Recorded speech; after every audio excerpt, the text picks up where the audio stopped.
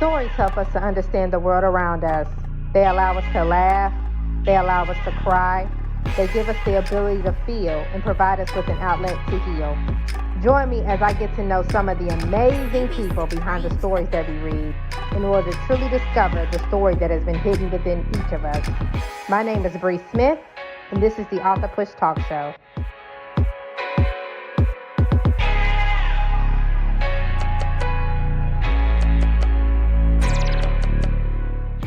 Welcome to the AuthorPush Talkshow. I am your host, Bree Smith, and today we have a powerful young woman who will be talking to us about women empowerment. Welcome to the show, Jasmine Tilman. Thank you, Jasmine, for being here today. Hi, thank you for having me. No problem at all. So can you tell us who Jasmine Tilman is? Yes, so I'm a self-published author, of course, a life coach, a life purpose coach, actually, and a motivational speaker. I'm from Toledo, Ohio, and I'm just, a young girl trying to find her way. Amen. I know today we're talking about your devotional journal, Get a Grip, Will Ya? And I had the pleasure of just reading a little bit of it. I haven't finished it yet, but from what I read, it was incredibly powerful in Women Empowerment Journal. So can you tell us just a little bit more about your journal, your devotional journal you wrote for women? Yeah, so when I wrote my journal, this was a dedication to ladies because when I first was looking for what I wanted to be in life coaching field, before I even figure out what the name, I wanted to be a life coach. I just knew counselor or someone that wanted to help people. And I was going to start off with women, but I really like, helping everyone. So I dedicated this journal to women and women finding their way, and also just looking at it through my eyes, seeing the things that I went through and overcame as being a young woman that I am. And I wanted to apply that to others' lives so they can also see that we can get over, we can do this, we can push mountains if we allowed ourselves to. And this is the one thing that I wanted to really stretch in my journal. Amen. So like dive a little bit into like the different type of things you talked about. I know you had talked about your father and him being in jail. You also had talked about in the book even struggling with some identity issues, like wanting to fit in and trying to please other people, even relationships. Can you dive a little bit into those? Yes. Yes. So with my father, he's been, my father figure was my grandfather. He passed 2/22/13. That's how I remember it straight off. But February 22nd, 2013. And this was a struggle with me because also had my brother figure, which was my cousin. So it was just it was a struggle because when they, because my cousin, he went to prison at a young age and my grandfather passed. So, my father was in and out of the justice system for a long time. And, because he had us when we were children, but it was hazy, I was a child. So growing up in teenage years, he wasn't around, I believe he was probably going through an identity thing himself, and he wasn't around, and it really took a toll on me. So it caused me to go out and look for that love that I didn't receive from him, and that same love that I had from my grandfather before he went, past with God, and my cousin, So it's like I was lost, for a very long time. And it's like I erased my entire past life. I didn't want to talk about it, I didn't want to think about it. But this was another thing that was stopping me from reaching my true potential because I was trying to avoid these things instead of indulging in them and getting over them and owning them, because we're all human. And these are things that I really learned, coming up and growing up and paying attention to I'm going to say my elders, paying attention to them and understanding that the reasons why they have these traumas and they pass them down on us, the other generation. So that's my main goal, is trying to wipe the next generation of children and teens and, even adults, from the past generation, to really see that we can do this and we can be positive. It's all up to us. So that's one of the like the huge things, I struggled with for a long time was with my ex. He really, they say that teen years with the relationships, they not really, oh, that's just, and I understand that, but this person, this is what's making us who we are, like this is molding us as we're finding ourselves in our teenage years. That's when we love the hardest. Well, in my opinion, that's when I love the hardest. So that's, I just wanted to breach all of those things and, just really, I, I gave it all. I gave it my all, and I wasn't ashamed of anything that I went through anymore. And I was just wanted to shine my light. Amen. Like you touched on a lot of good points, and I want to come back to that shame point in a little bit. But I want to also talk about the daddy figure, right?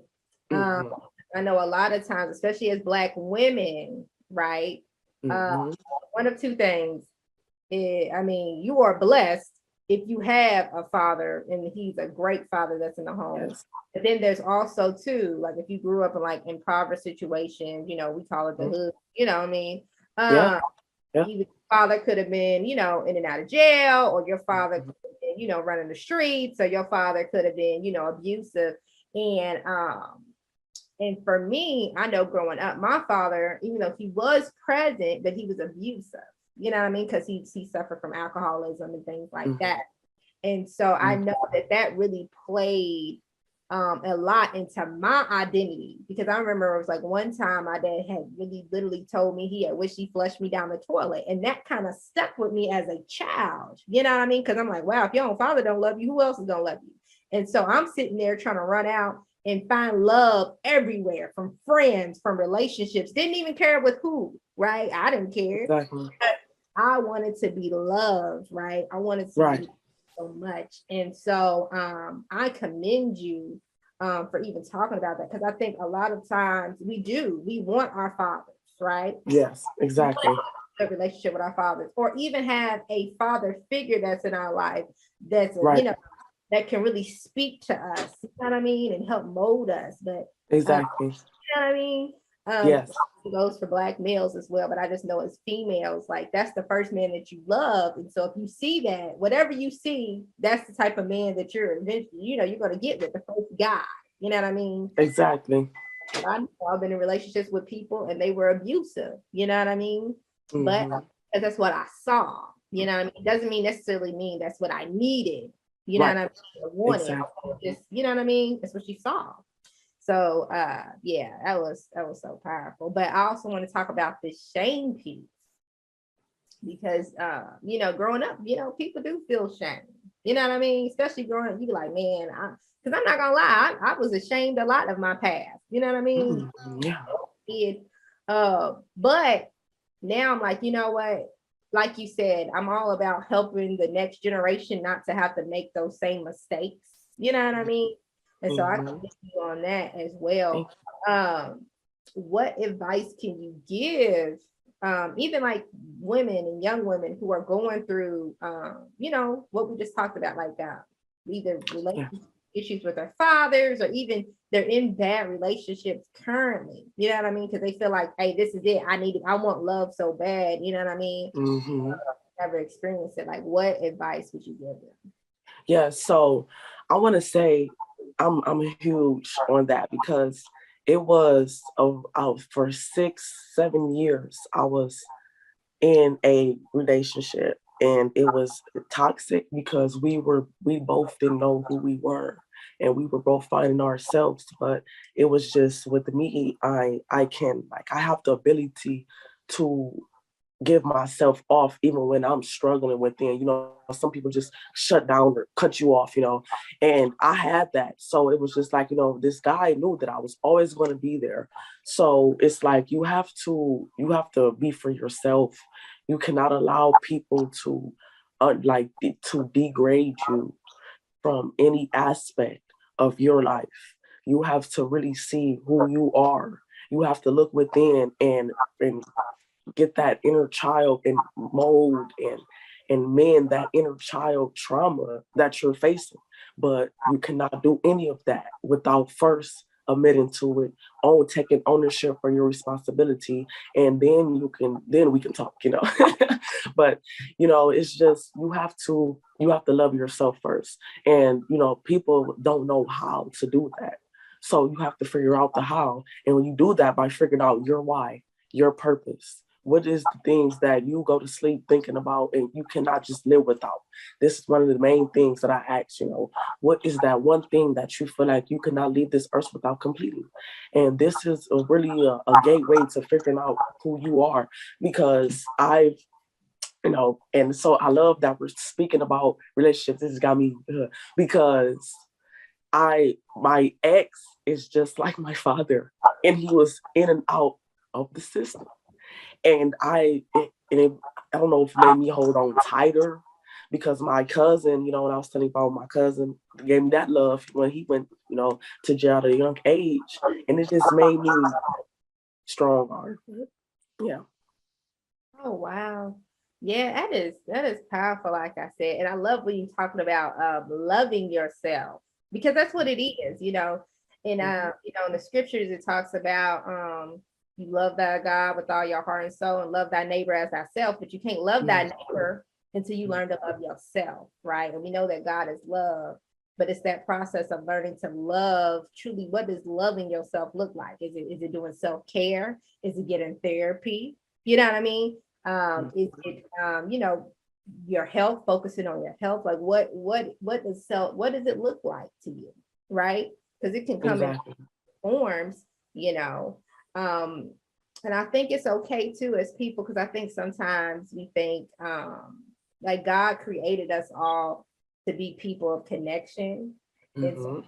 sometimes us as people, we get scared to be connected, but it's okay to need people. You know what I mean? I just think we have to be conscious and cognizant of the people that we allow into our circles, into our personal space. You know what I mean? It's all about boundaries too, just setting boundaries for ourselves. Um, is there any advice or tips that you could give women or anything like that about setting boundaries for themselves to ensure, it's like guarding your heart, protecting yourself, so that, if you get in these situations, I don't care if it's, if it's with your father, you know what I mean? Because you might have to have a boundary with him, or, if it's somebody you're dating, or, any type of relationship, friend relationship. Are there any boundaries that you've set for yourself? Absolutely. And this is huge because yesterday it was my cousin's birthday, and I went over, to the house. They haven't seen me in months because first things is first. I'm protecting my energy.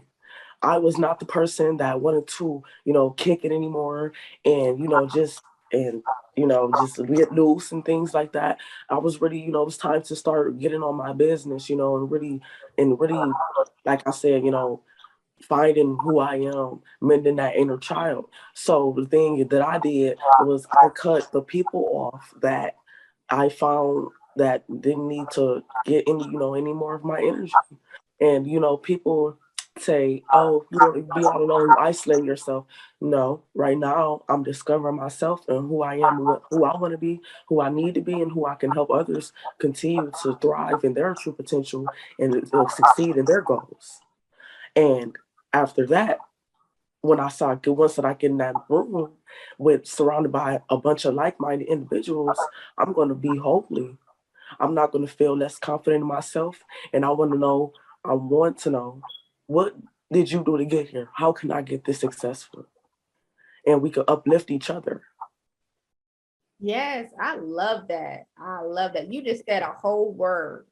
I love I love no, for real, because like I said, you can have boundaries, or like I said, you can cut people completely out of your life, and it is okay, right? Yes. I think a lot of times, sometimes we get scared because you're like, oh man, that's my homie. We've been down for since we was kids, or man, that's my family. You know what I mean? Like, how do you just cut off family? But if they're dragging you down, why have them in your life? You know what I mean? You don't want, like, God gave you one life. You can't redo it. You know what I mean? Mm-hmm. You got to protect yourself at all costs. You know what I mean? And so, yeah, I commend you for that. I truly do. I truly, truly do. Thank you. And then too, I love how you talked about being in new environments. You know what I mean? Because a lot of times too, that's our problem. I think we get so scared to take a risk. And life's about risk. Like you got to be willing to go out there and discover new things about yourself. You can't keep doing the same old, and thinking that you're gonna get a different result, because it's not gonna happen. You gotta constantly growing, you gotta constantly be evolving. And so I find that to be very powerful. So thank you for that. You're welcome. So how did you accept your father back into your life after you got used to your grandfather being there for you? Oh, yes. So it was like, it's like I'm just a, oh, come here, type of person. Like okay, you did this and you're human. We can get over that. So it was just like, but it was still things that I was dealing with that, because my other brothers, they weren't around. I have about 4 or 5 brothers. And, I let them know how I felt instead of me holding it in. I'm an introvert. So it's like, I'm just okay. Like, okay, you can, but I let them know, I let him know, them, like every man in my life, I let them know the things that, I was facing as a child, coming up and alone, and I, going through this toxic relationship for so long and putting up with it because I would crave that love so deeply and dearly.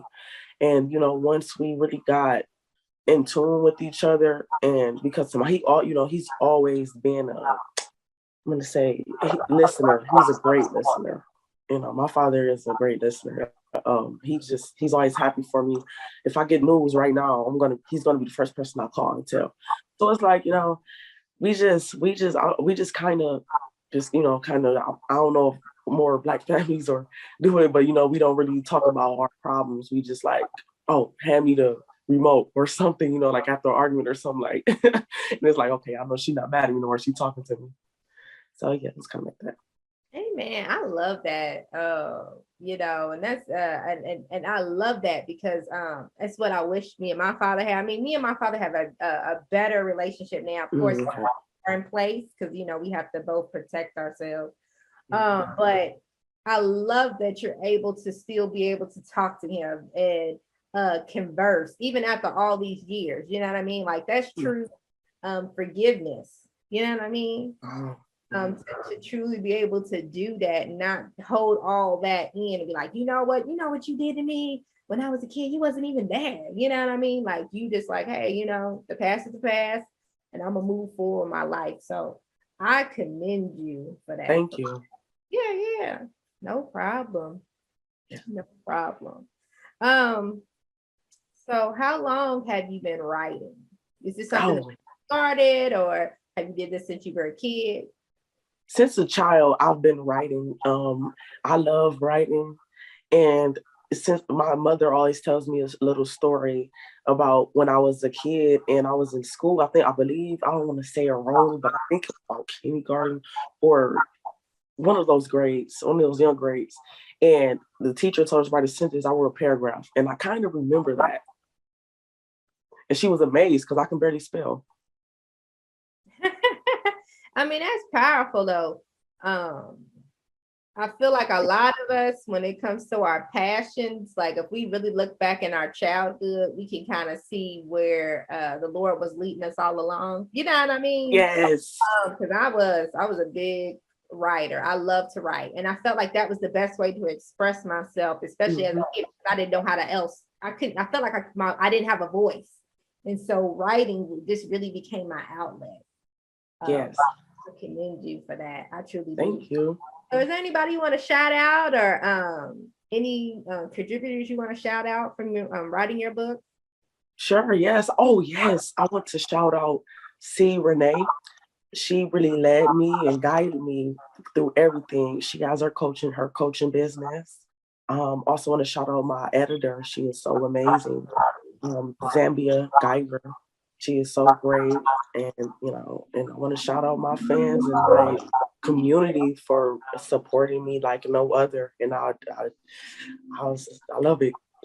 I'm getting tongue tied because it makes me so emotional every day how much support, that because I deleted my old Facebook and made a whole entirely new Facebook with a lot of individuals that think like me, and it's always positivity on my timeline. And that's one thing that I really love. So thank you. Amen. Thank you so much, Jasmine, for coming on the show today. I would love for you to come back in the future and talk about your other works that you're creating. Absolutely. And thank you so much. And as always, guys, thank you for watching the AuthorPush Talk Show. It's a pleasure. My name is Bruce. Until next time, I'll see you later.